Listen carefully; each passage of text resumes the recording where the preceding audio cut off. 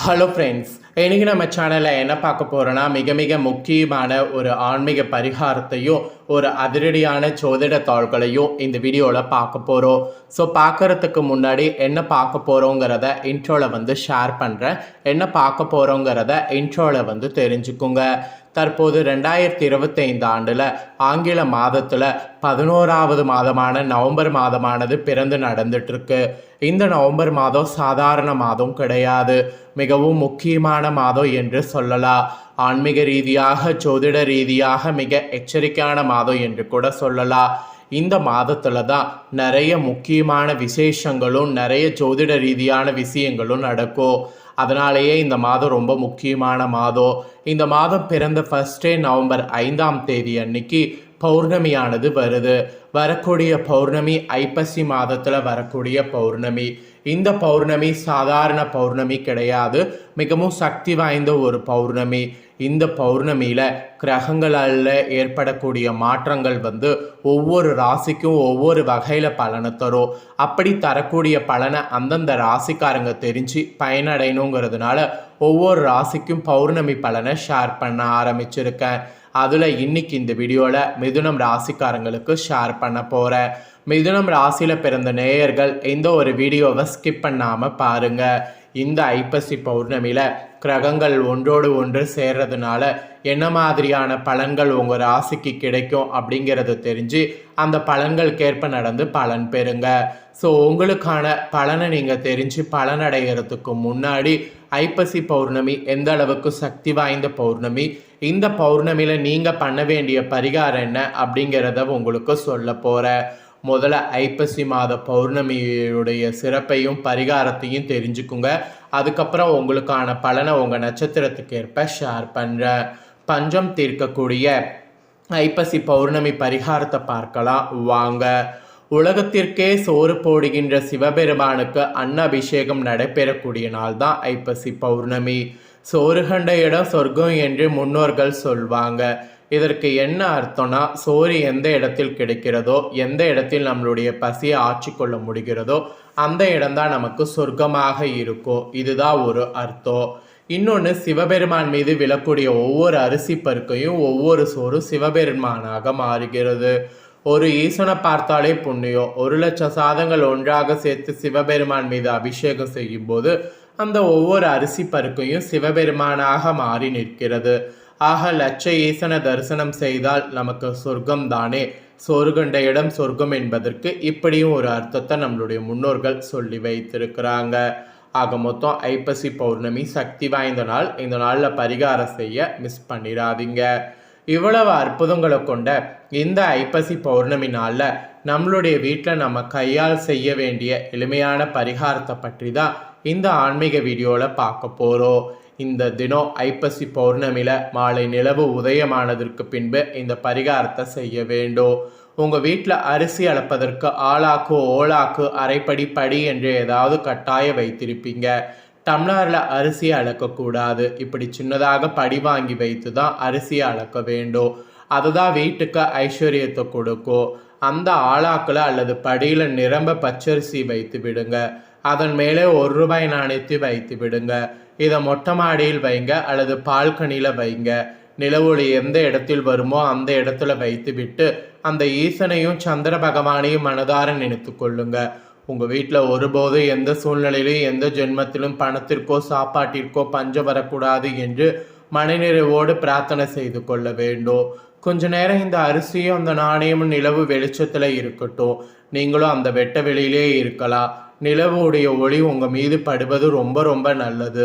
1 மணி நேரம் 2 மணி நேரம் எவ்வளவு நேரம் இருந்தாலும் தவறு கிடையாது. இப்படி வைப்பதற்கு வாய்ப்பு இருந்தால் அதை நீங்கள் பயன்படுத்தி கொள்ளுங்க. நிலவு வெளிச்சத்தில் வைத்த அந்த பச்சரிசி எடுத்து கொஞ்சம் அரிசி எடுத்து உங்கள் வீட்டு அரிசி மூட்டையில் கலந்து விட வேண்டும். அந்த ₹1 நாணயத்தை எடுத்து பணப்பெட்டியில் வைத்து விட வேண்டும். இப்படி செய்தால் உங்கள் வீட்டில் பணத்திற்கு பஞ்சம் வராது, சாப்பாட்டிற்கு பஞ்சம் வராது என்பது நம்பிக்கை. அந்த படியில் வைத்த மீதம் அரிசி இருக்கும் அல்லவா, அந்த பச்சரிசியில் ஏதாவது சாதம் சமைத்து அடுத்த நாளோ அல்லது உங்களுக்கோ நேரம் கிடைக்கும் போதோ அந்த சாதத்தை பசியோடு இருக்கக்கூடிய 2 பேருக்கு அன்னதானம் செய்து விட வேண்டும். அன்ன அபிஷேகத்திற்கும் சிவபெருமானுக்கும் நாம் ஏதாவது ஒரு கைகாரியம் செய்ய வேண்டும் என்றால் இதை நீங்கள் செய்யுங்க. அன்னதானம் செய்யுங்க. மக்களுக்கு செய்யக்கூடிய சேவை தான் அந்த மகேஷனுக்கு செய்யக்கூடிய சேவை என்று சொல்வாங்க. இல்லாதவர்களுக்கு சாப்பாட்டை நீங்கள் போடுங்க. உங்களுக்கான சாப்பாட்டை அந்த ஈசன் நிச்சயம் கொடுப்பான். இந்த எளிமையான பரிகாரம் அனைவருக்கும் நிச்சயம் பயனுள்ளபடி அமையும். இந்த ஆன்மீக பரிகாரத்தை நம்பிக்கையோடு மிதுன ராசிக்காரங்க செய்திடுங்க. இப்போ உங்கள் ராசி நட்சத்திரத்துக்கான பலன்களை பார்க்கலாமா? வாங்க. ஃபர்ஸ்ட் மிதுனம் ராசிக்காரங்க மிருகசீரிட 3-4 பாதங்களை பிறந்தவங்களுக்கு சொல்லப்பட்டிருக்கு. ஆக்சுவலி எடுத்த வேலையை உடனே முடிக்க வேண்டும் என்ற எண்ணத்தோடு வாழ்ந்து வரக்கூடிய உங்களுக்கு ஐப்பசி பௌர்ணமி நன்மையாக இருக்கும். செவ்வாய் பூர்வ புண்ணியஸ்தானத்தில் சஞ்சரிப்பதால் குடும்ப உறவுகளிடையே பிரச்சனை தலையெடுக்கும். செலவு அதிகரிக்கும். எடுத்த வேலைகளில் இழுப்பறி ஏற்படும். பூர்வீக சொத்து விவகாரத்தில் சட்ட ரீதியான பிரச்சனைகள் சந்திக்க நேரும். சஸ்துரு ஜெயஸ்தானத்தில் குரு பார்வையோடு செவ்வாய் சந்திப்பதால் இந்த நிலையில் மாற்றம் ஏற்படும். குடும்பத்தில் மகிழ்ச்சி ஏற்படும். தொழில் பணியில் ஏற்பட்ட நெருக்கடி விலகும். செல்வாக்கு உயரும். நினைத்த வேலைகள் நடந்தேறும். உடல் பாதிப்புகள் விலகும். வியாபாரத்தில் ஏற்பட்ட போட்டி விலகும். வம்பு வழக்கு விவகாரங்கள் உங்களுக்கு சாதகமாகும். புதிய முயற்சிகள் வெற்றியாகும். அனைத்திலுமே முன்னேற்றமான நிலை உண்டாகும். விவசாயம், மருத்துவம், உணவகம், ரியல் எஸ்டேட், பில்டர்ஸ் தொழிலில் ஈடுபட்டிருப்பவர்களுக்கு எதிர்பார்த்த முன்னேற்றம் உண்டாகும். காவல்துறையில் இருக்கிறவங்களுக்கு பதவி உயர்வு கிடைக்கும்.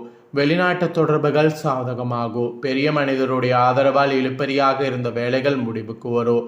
மாணவர்களுக்கு படிப்பில் அக்கறையானது கூடும். இது இந்த நட்சத்திரத்தில் பிறந்தவங்களுக்கு சொல்லப்பட்டிருக்கு.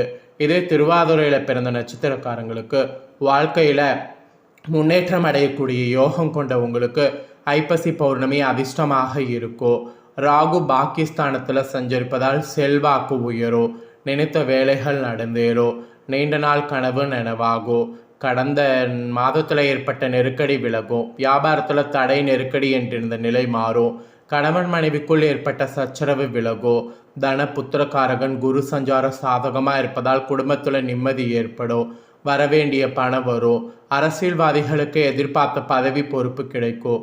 எதிர்பார்த்த முன்னேற்றம் ஏற்படும். திடீர் அதிர்ஷ்ட வாய்ப்பு உண்டாகும். பணியாளர்களுக்கு எதிர்பார்த்த இடமாற்ற பதவி உயர்வு கிடைக்கும்.